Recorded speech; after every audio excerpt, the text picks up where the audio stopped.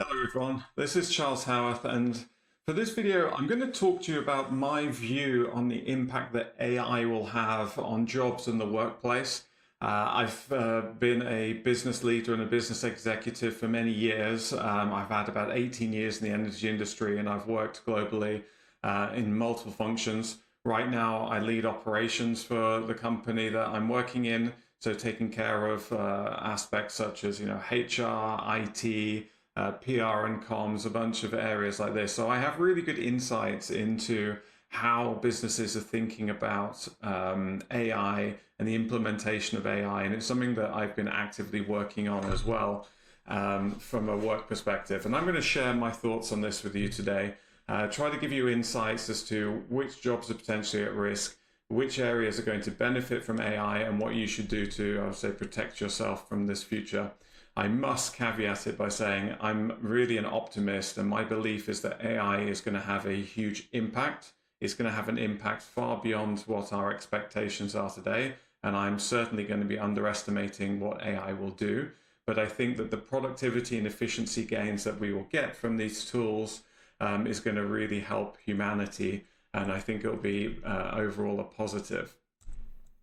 So let's start off with baselining. Where is AI today? Like, what's the state of the art, and what does it mean? Well, AI tools are really very exceptional in certain areas.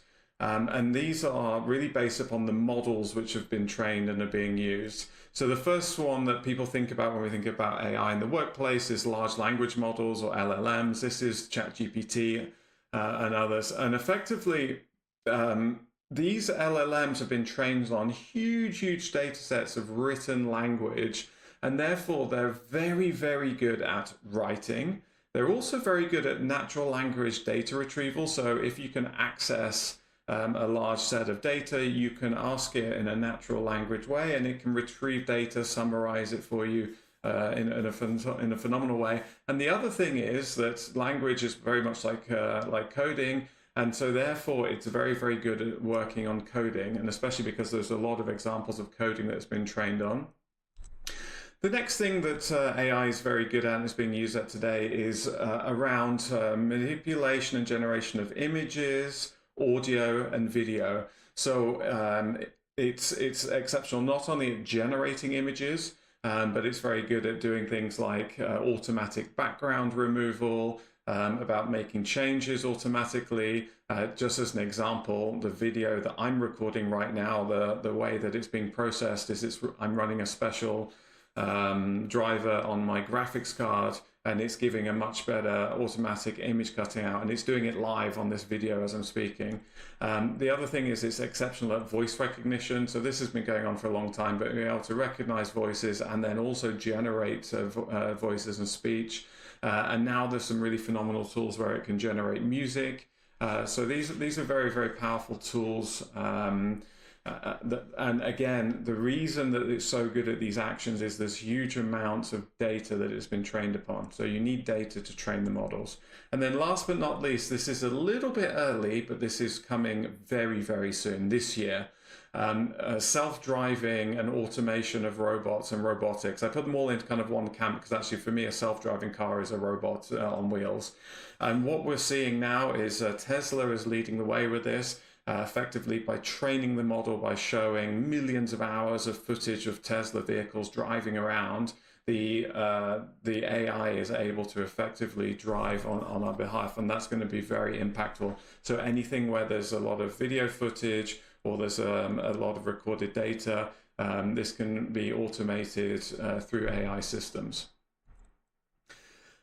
And the next thing which is happening, which you may have heard about, is AI agents. And what's happening with an AI agent is that effectively you can combine a number of these different AI models in various ways to produce very powerful outcomes, right? So an example from the workplace that I have is that if you receive an invoice, the invoice can come in, you run an image recognition AI model on it so that you can pull out the data from the invoice.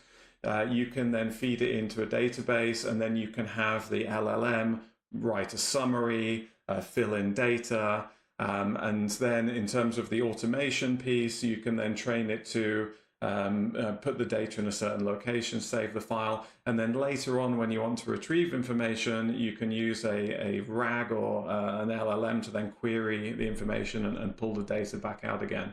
So this is where AI agents become very, very powerful, which is effectively combining various different models together to increase the performance. So let me take you through some real examples that I think are very impactful that I've seen in the business context. The first one, and the one that really blew me away first and got me looking in real detail at AI, was our modeling team in the business. So we had a team and we were outsourcing some coding, and we were building a digital twin of a really complicated system. And effectively, we found a company that had some machine learning software, and we were feeding engineering information to the machine learning company, and they were building a software for us to be able to model a physical system and then run optimizations on it. Now, the problem that we had is that all of the, let's say, IP and knowledge was coming from our engineers and our expertise, but the coders were the people that were ending up with the software product at the end. And so ChatGPT had just been released, and our team of engineers that were developing this tool, who are not pure programmers as such, they're really engineers, but with some experience in coding, what they decided to do is they decided to try and rebuild the model in-house. And basically, powered by GitHub Copilot and ChatGPT, what they were able to do is they were able to build within 3 months the complete model with all machine learning algorithms, all of the inputs from our engineering teams, and start to develop an in-house digital twin software. And we didn't need to rely on external coding advice. And that was completely empowered because of these AI tools. This would not have been possible before the advent of these LLMs. But this meant that we were able to retain the IP and really leverage our knowledge internally. The next one, which I see very frequently now and we regularly use, is LLMs are actually excellent at legal and tax advice. So as a company, we frequently spend tens of thousands of dollars a year getting legal and tax advice, in fact, hundreds of thousands of dollars in some cases. And some of those tasks are actually very well suited to an LLM. So what you can do is you can upload a contract, for example, and you can query it. You can get it to pull out tasks. I've directly had experience where I've saved hours and hours of reading long legal documents by uploading it into an instance of ChatGPT and then getting it to write summaries and querying it, and it points me in the right direction. I'm able to jump to the right point. The other thing is on things like tax advice. So if you think about the way tax advice works, is that countries around the world publish their tax advice online, and effectively what you need to do is synthesize all of that information and then derive a report. So many tax advisors out there very frequently are just providing kind of an output of knowledge that they have from their particular jurisdictions. And these LLMs are very good at doing that. So there's huge savings coming from this side. Also on the legal side, we've often used LLMs to actually draft very short sections of legal language to put into various agreements and contracts. And it's been excellent at doing that. Now, all of these things you have to check in great detail and double check them, but it's very powerful, and it means that non-experts can really, I would say, increase their ability to perform in certain areas like this. Another one is customer support. There's been some very, very interesting use cases of call center workers being replaced by this. But I also had a colleague of mine who, for a separate business, actually uploaded pricing information and product information for a company he was supporting, and then was able to build an off-the-shelf WhatsApp chatbot where you could ask the WhatsApp a question and it would provide very specific basically customer support and answer customer questions about the products from that company. And this was built, very, very quickly in a number of days, and that took a huge workload off the business. So that's all available today. And then the other one, which has been very powerful, is market research. So it started, I started to see this in particular when Gemini, so Google Gemini released the deep research function. So I tested that, and effectively They built that tool to write reports in the style of a McKinsey or a consulting company, and it's extremely powerful. So you can query it with a topic or an idea. It then lays out the research that it's going to do. It checks them with you, and then it searches hundreds and hundreds and hundreds of data sets and websites, and then generates a full, almost consultancy type report on whatever you're researching. I've used this now multiple times, and I found that it's really helped to give early insights, especially if you're coming with early ideas and you need a high-level summary of a certain market. So this is very powerful. And last but not least, and the obvious one is writing, but in a work context, what I've seen across the board and for our teams where we've given them access to these LLMs is they've been able to really up their game in writing. This is exceptionally powerful if you're working in a non-native language. I use this to help me in French when I'm writing in French language, or I have to send messages in French. And I have a lot of colleagues who work with me that are non-native English speakers, and they're able to use the LLMs to very quickly polish and improve their writing to make their communications better. And that's saving a large amount of time to avoid having to edit and recheck everything over and over again. So these are real-world examples that can be applied to any business right now today, just by going and giving access to people to these LLMs.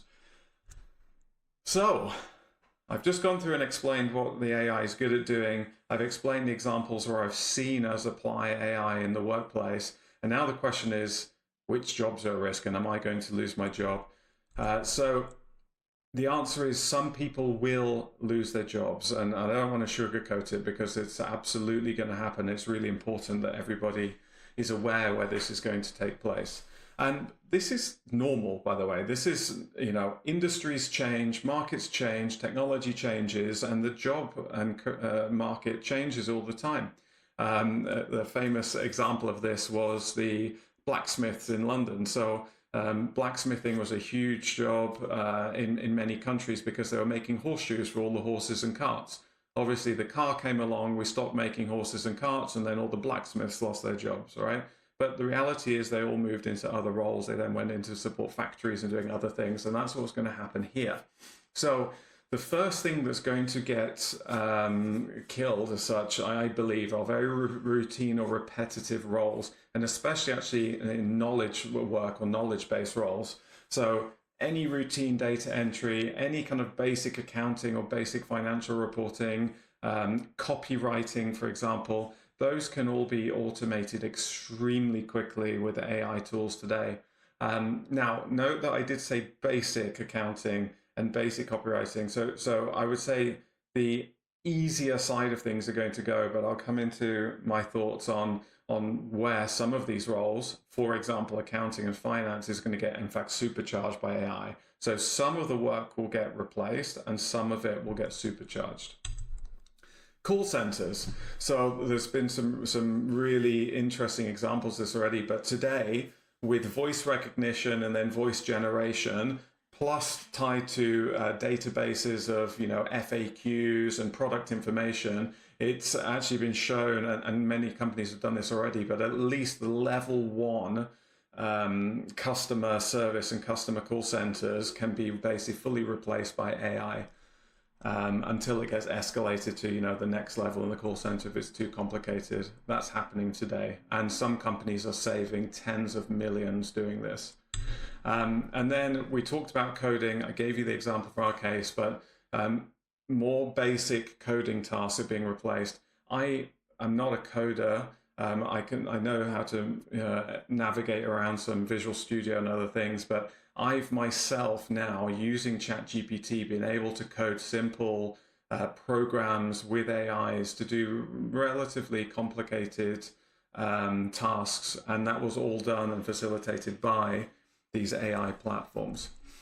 And then the other one is driving. So taxi drivers, truck drivers, and people that are doing more, I would say, routine driving activities are highly at risk. There are solutions that are going to be released into the market in the next 12 months, which will replace driving jobs, and that's already happening. So driving roles are highly, highly at risk in the next years. Now I'll move on to AI augmented jobs. So we talked about the jobs that will go, but the thing is that we shouldn't forget that there's going to be a lot of roles which get supercharged. Now, this will lead to some job losses because sometimes those roles required another person to assist, and that assistance is no longer required because the more qualified professional is going to be able to use AI to really augment, or said another way, we're going to be able to improve productivity, meaning you need less people to perform the tasks. And this is, I've got a number of examples to share here, but for example, coding again, we talked about coding. Coding as a job is not going to go away. So coding is going to still stay as a main task. In fact, I see a huge amount of new software coming. There's going to be more people relying on software. AI is a software. It requires coding. Now, what will happen though is that the coding is going to get supercharged with AI, as happened in our case, and it means that more people are going to be able to code and produce software. That doesn't mean that you don't need coders anymore, but you need expert coders more than base level coders. AI in medicine. So we're seeing an example list there where AIs are now able to help doctors with diagnosis. So you can input a bunch of symptoms and then the AI will be able to give various diagnoses. And so medicine's going to be supercharged with AI. Same thing, for example, looking at MRI scans or looking at X-rays and then diagnosing issues. Actually, AIs are starting to be proven to be even better at that. So the radiographer who's doing the scan will still be there supporting the person, helping the individual have the scan, but the diagnosis at the end is going to happen quicker and it's going to be more accurate with AI. And then the third thing is marketing. So I talked about these marketing reports and Gemini deep research, and now ChatGPT's brought out deep research. But all of the analysis and trends and market information is going to become more and more and more available. But we still need humans to make judgment calls. The AI is not great at having intuition and making judgment calls. And it normally only knows about things that have happened in the past. It's not great at theorizing what's going to happen in the future. And so that's where humans are going to be there, making the strategic decisions and putting intuition into place. So how are you going to future-proof your career in this environment? Well, first of all, it's going to be very important for people to develop uniquely human skills, right? So a lot of creative work is going to be aided by AI, but ultimately there's a bunch of human creativity, art, acting, writing, where humans are still going to be involved. And we talked about critical thinking and having intuition. That's still going to be very important. So business people, entrepreneurs are still going to need a lot of critical thinking. And then emotional intelligence. So really understanding how to communicate with other humans, how to interact with other humans. That's all emotional intelligence. And that's going to be very important as we go forward. Obviously, as you can probably tell, you're going to have to learn to work with AI. Anybody that doesn't go down this journey and start to use AI to supercharge their work will get left behind. You will simply not be as productive as the people around you. So adaptability is key. These tools are changing so fast. You're going to have to be curious. You're going to have to be learning all of the latest things, testing them, trying them, and then adapting. And they're changing on a week-by-week basis. I can attest to that. The other thing is find those tools that are really applicable to your field. You know, if you're a creative and you're a graphic designer, you know, go and work with the latest image generation tools, the latest image manipulation tools. Again, if you're writing legal, use the LLMs, jump in there and test them out. So AI is going to enhance productivity, but it's not going to get rid of expertise, okay?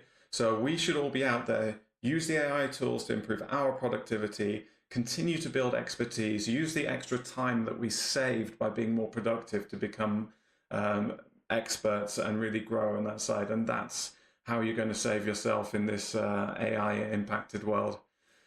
All right, that's the end. I hope this was useful for you all. This video actually was inspired by a question I had on YouTube from my last video, so I wanted to answer that question. That's why I put this together. Fascinated to hear your feedback. Put your comments down below. Subscribe if you're interested in this type of content. And I look forward to seeing you all on the channel in the future. Thanks and have a great day.